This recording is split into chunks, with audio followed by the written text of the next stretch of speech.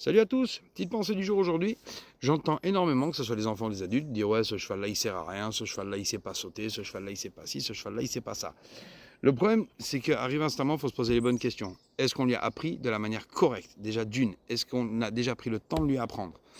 Et de deux, combien de fois est-ce que j'ai eu affaire à des chevaux qui ont été violentés parce qu'ils ne voulaient pas faire quelque chose, et que quand ils l'ont fait, ils ont continué à se faire violenter.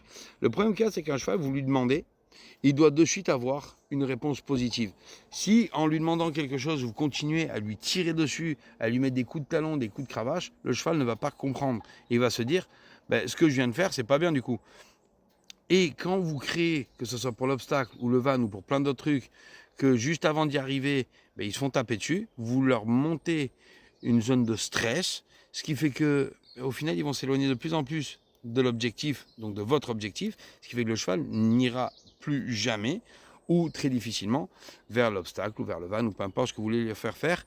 Et du coup, c'est pour ça, prenez le temps, la claque ou le petit coup de cravache pour l'encourager, d'accord, mais de venir à battre un cheval parce qu'il ne veut pas faire quelque chose, je pense que ce n'est pas la solution et je pense qu'après ça laisse des séquelles et d'autres personnes derrière qui ne comprennent pas risquent de reproduire le même schéma et le cheval va devenir de plus en plus violent parce qu'il ne comprend pas. Bonne journée à tous, prenez soin de vous et surtout prenez le temps.